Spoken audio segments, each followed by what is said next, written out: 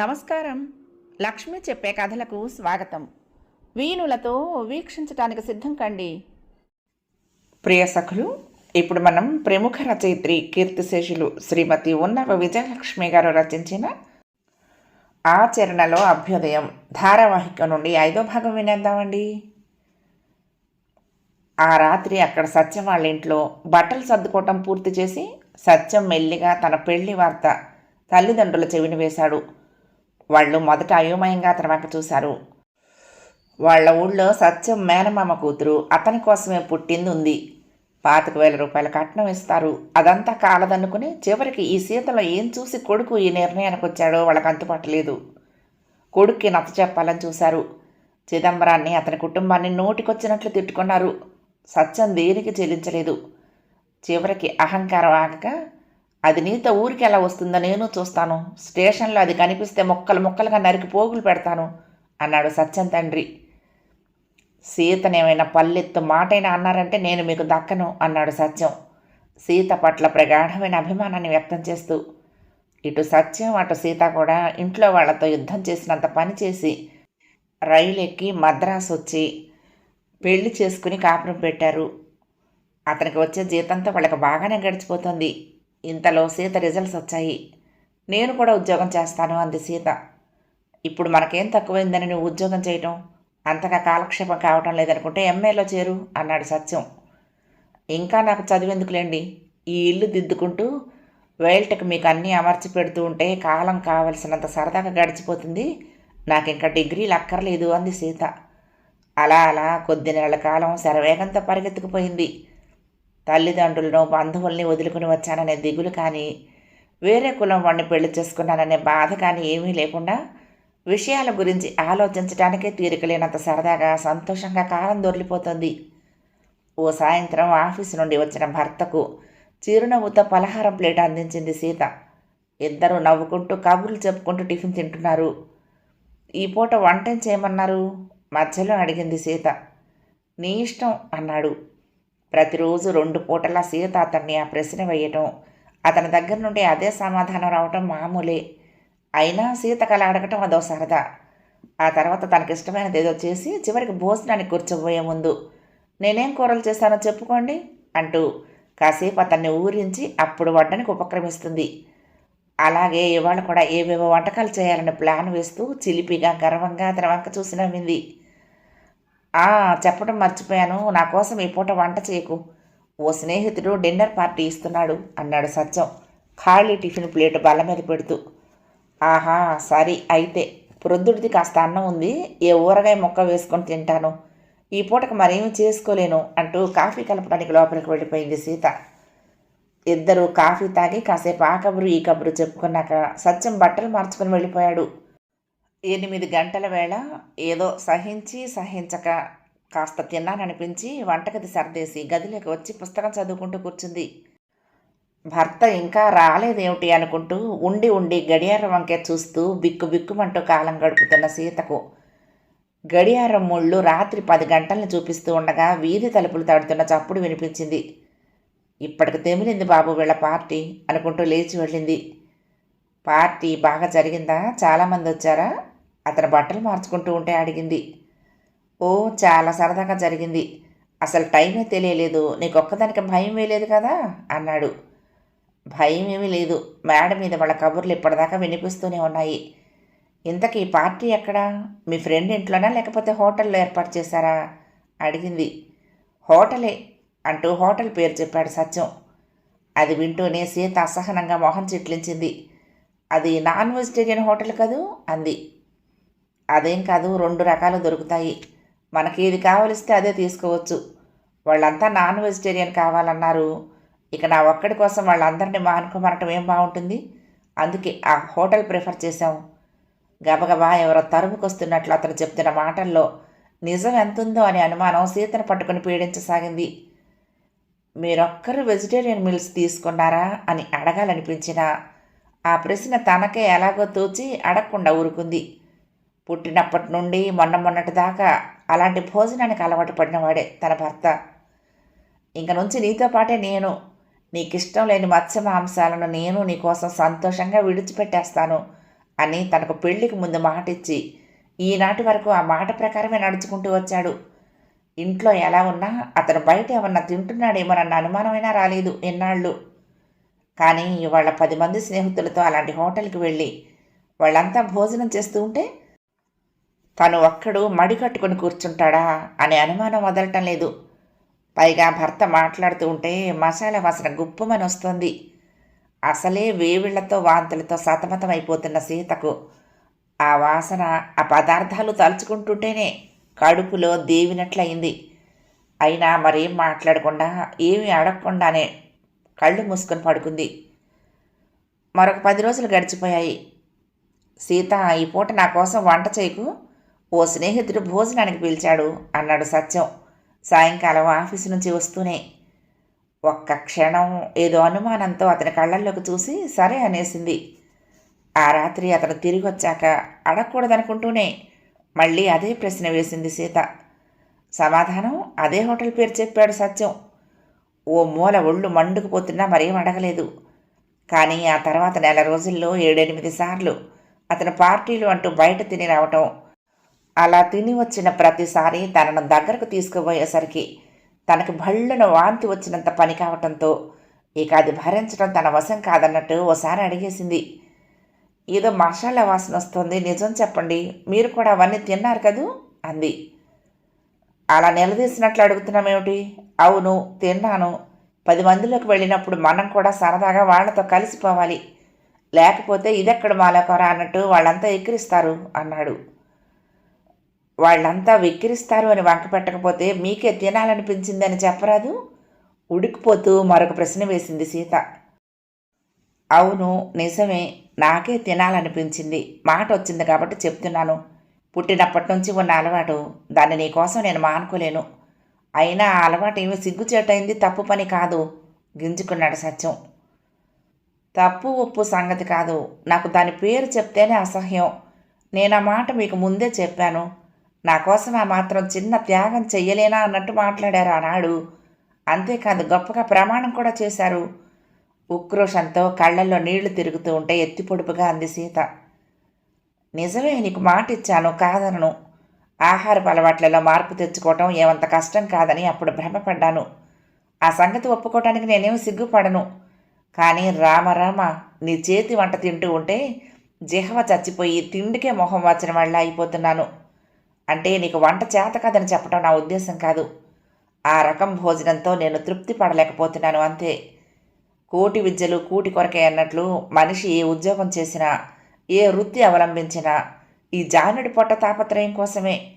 ఉదయం నుండి సాయంకాలం దాకా ఫైళ్లలో తలదూర్చి బుర్రంతా వేడెక్కించుకుని ఇంకా ఓవర్ టైములు కూడా పనిచేసి ఒళ్ళు నలగ కొట్టుకుని సంపాదించుకుంటూ కూడా తృప్తి అయిన తిండికి కూడా మొహం వాచిపోవటం నా వల్ల కాదు. నేను మాట తప్పిన వాడిని, ప్రమాణాలు చేసి నిలబెట్టుకోలేకపోయిన వాడిని అని నువ్వు దెప్పినా సరే నేనిక నుండి ఈ పద్ధతిలోనే నడవదలుచుకున్నాను.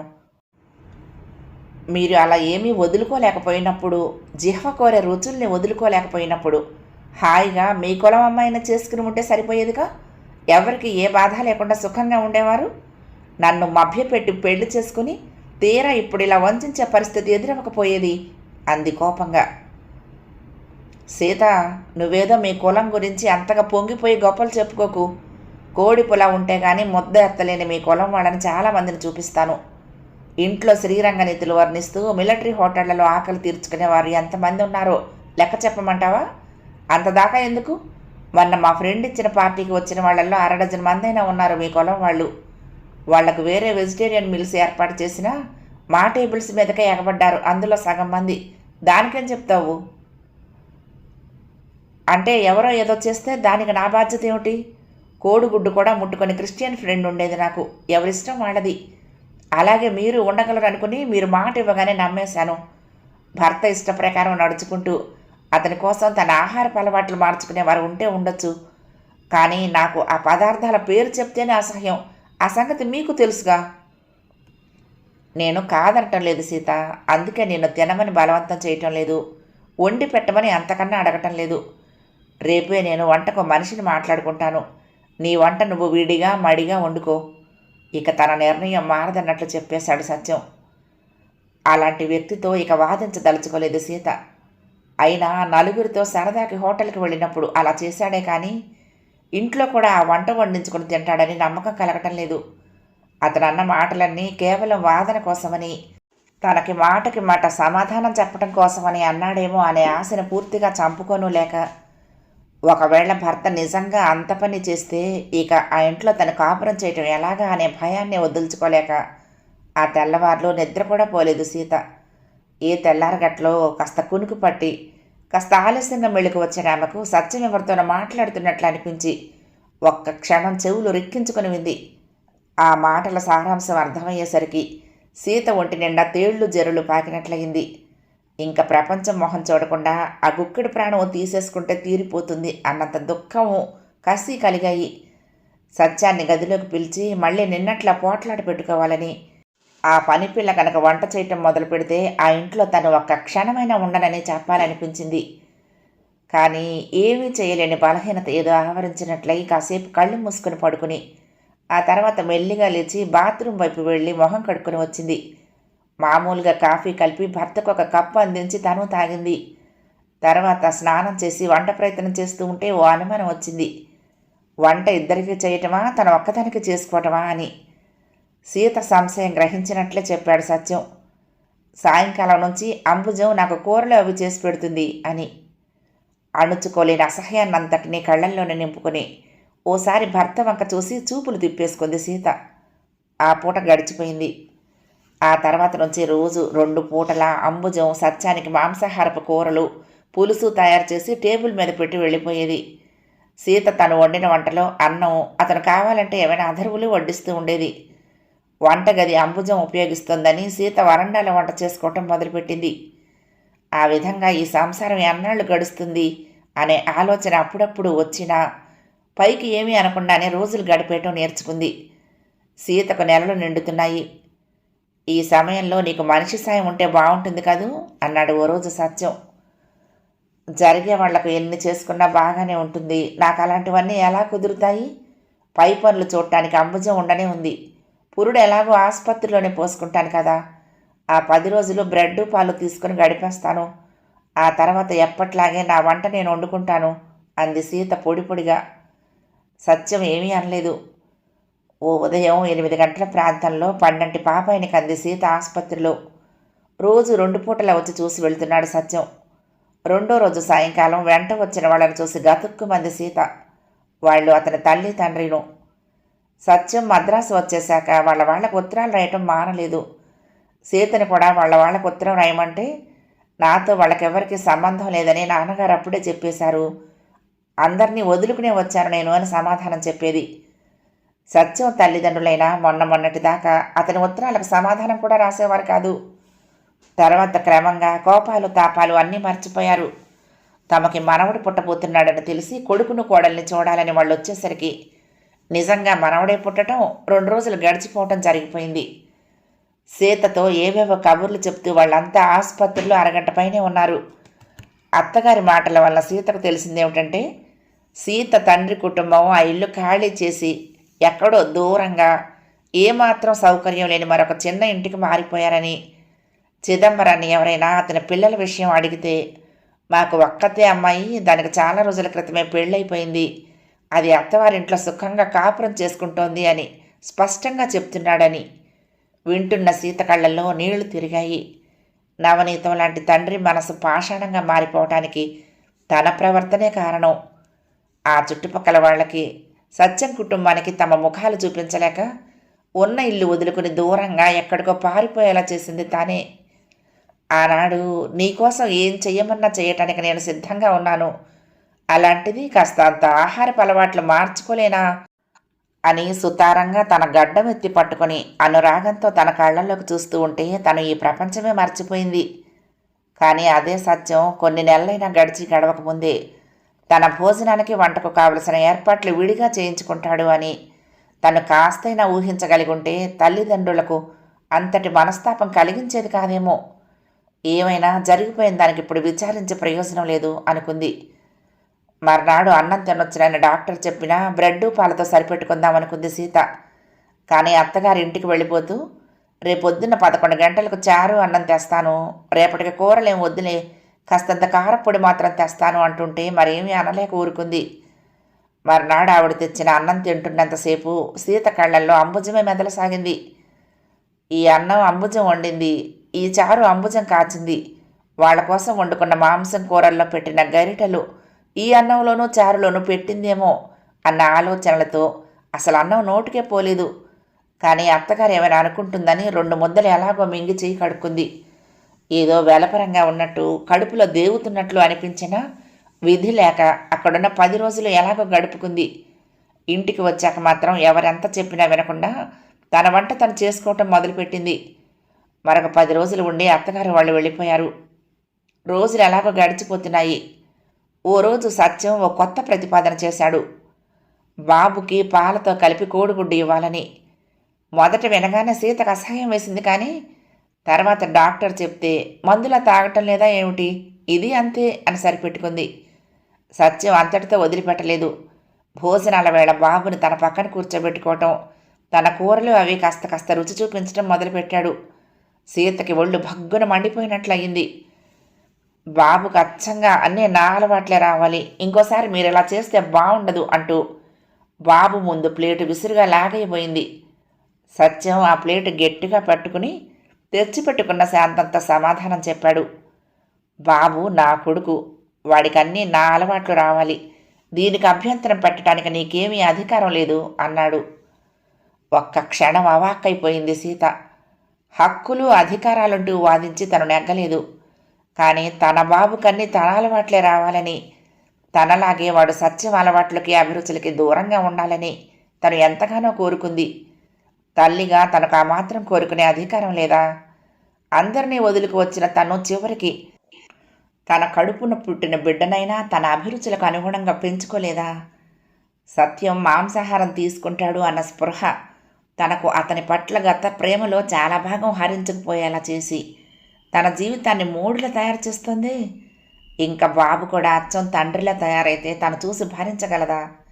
ఇంక తన మాట సాగనే సాగదా? సత్యం పట్టుదల తనకు తెలియంది కాదు. అతను పంతం కొద్దీ ఏదైనా ఒక మాట అన్నాడంటే ఇంకా అలాగే భీష్మించి కూర్చుంటాడు.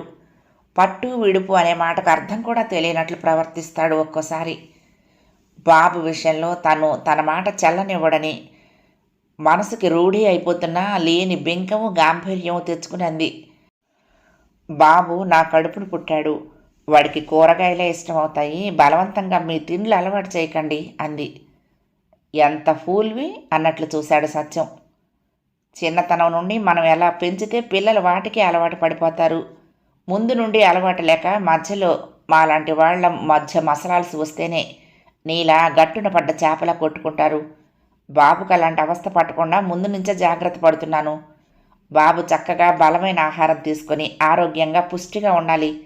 ఎంతసేపు బీరకాయ పొట్లకాయ కూరలు తింటూ నీలా ఈసురమ్మంటూ ఉండనివ్వను అన్నాడు.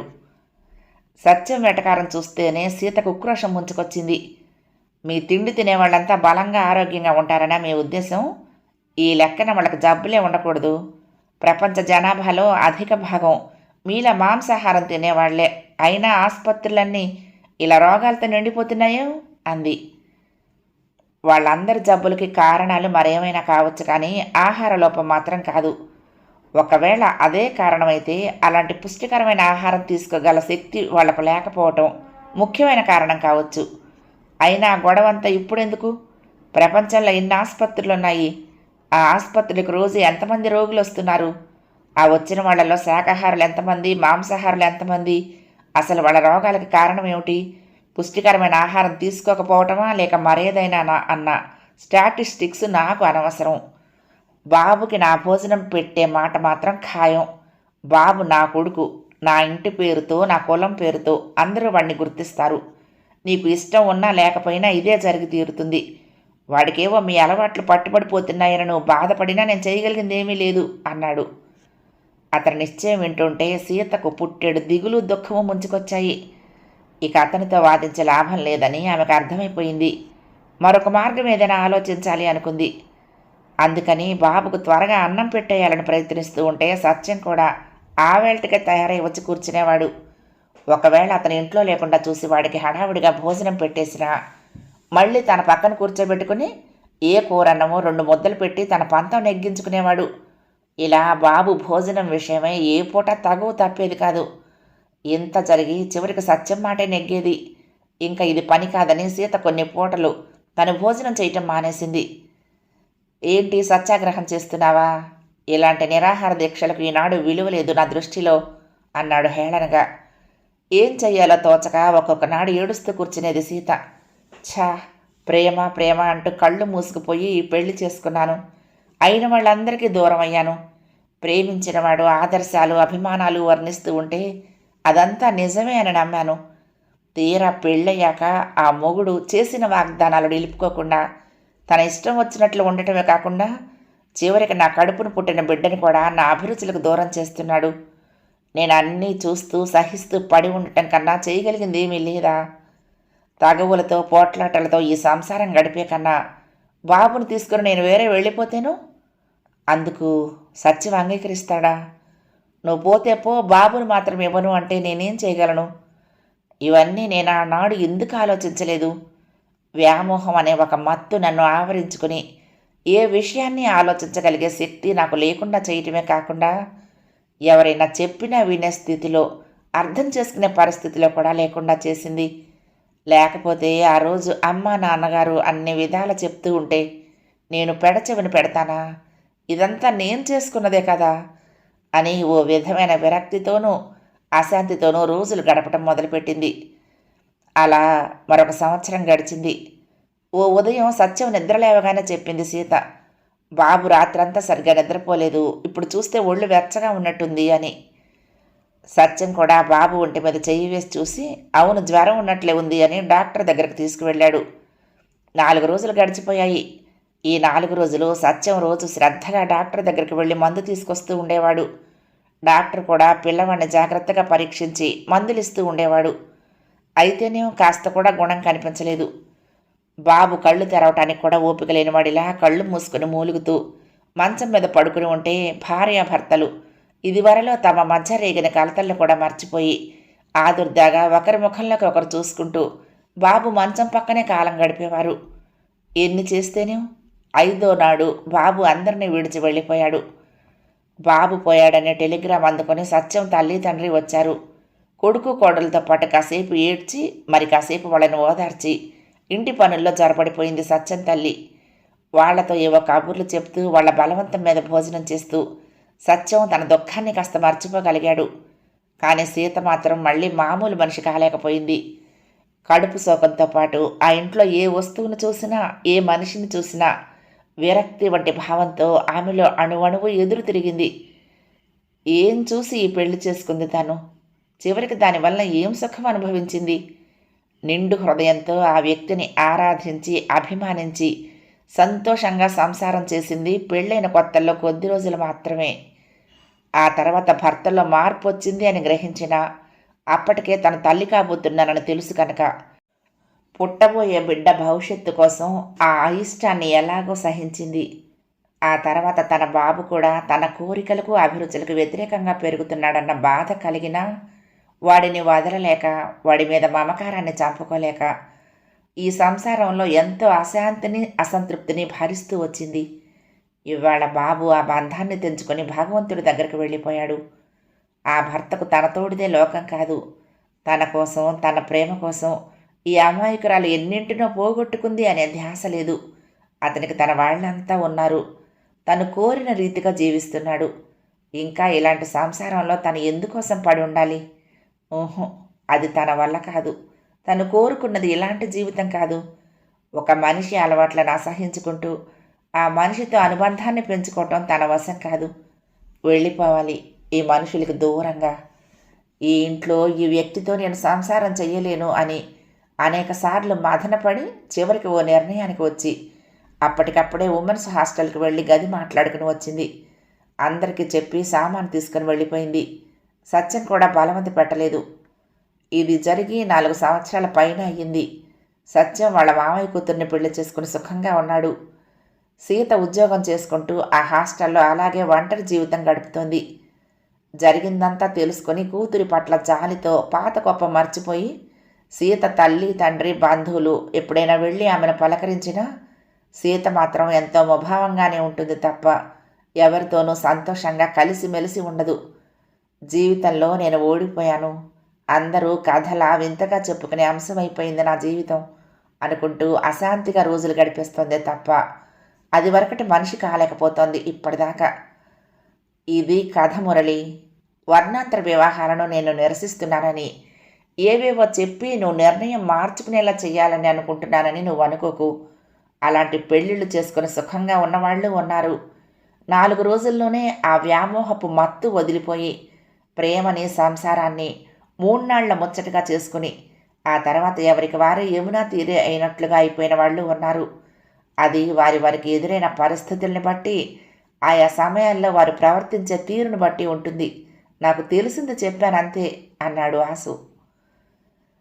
స్నేహితుడిగా ఈ మాత్రం చెప్పగలిగే హక్కు నీకుంది, దానికి నేనేమీ అనుకోను. ఇక కళ్యాణి చరిత్ర అంతా విని నేను ఒక నిర్ణయానికి వచ్చాను. మాకు ఎలాంటి పరిస్థితులు ఎదురైనా తట్టుకుని నిలబడతాము. నన్ను మరి వెనక్కి లాగటానికి ప్రయత్నించకు. చేతనైతే ఇష్టం ఉంటే ఏమైనా సహాయం చెయ్యి అన్నాడు మురళి.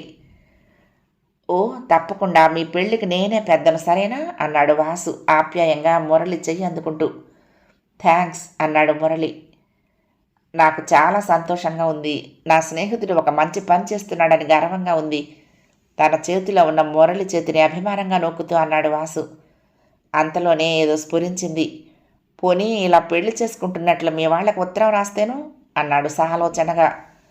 ఓహో వద్దు, నాకు ఇష్టం లేదు. పెళ్లి జరిగిపోయాక రాస్తాను. వెళ్ళటానికి ఉద్యుక్తుడవుతూ లేచి నిలబడ్డాడు మురళి.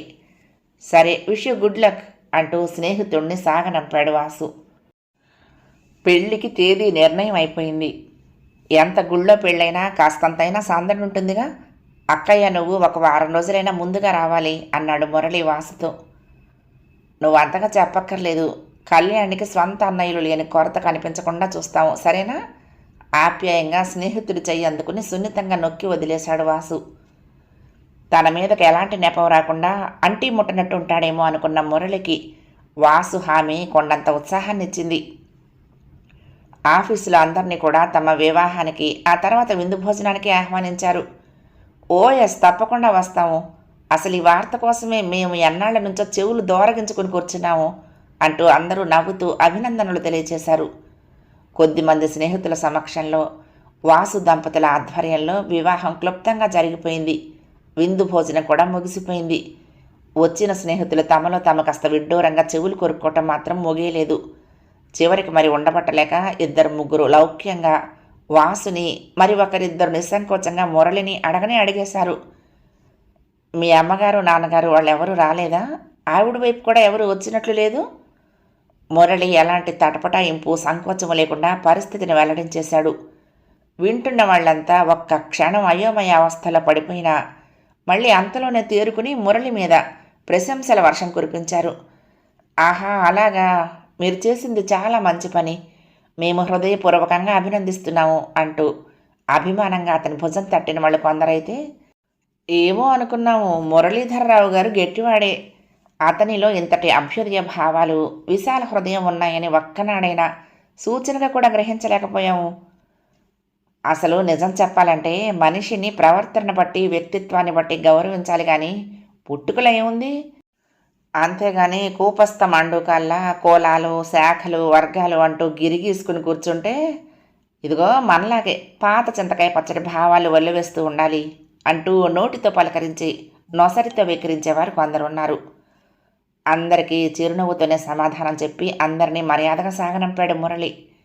వాసు శారదల మాట కాదనలేక వాళ్లతో పాటు వాళ్ళ ఇంటికొచ్చి ఆ సాయంకాలం అంతా వాళ్లతో సరదాగా కబుర్లు చెప్పుకుంటూ గడిపి ఆ రాత్రి భోజనం కూడా అక్కడే చేసి తమ కొత్త ఇంటికి తిరిగి వచ్చారు మురళి, కళ్యాణి. పెళ్లి చేసుకోవాలి అని నిర్ణయించుకున్న వెంటనే మురళి ఓ చక్కటి ఇంట్లో ఓ భాగం చూసి అడ్వాన్స్ ఇచ్చేశాడు.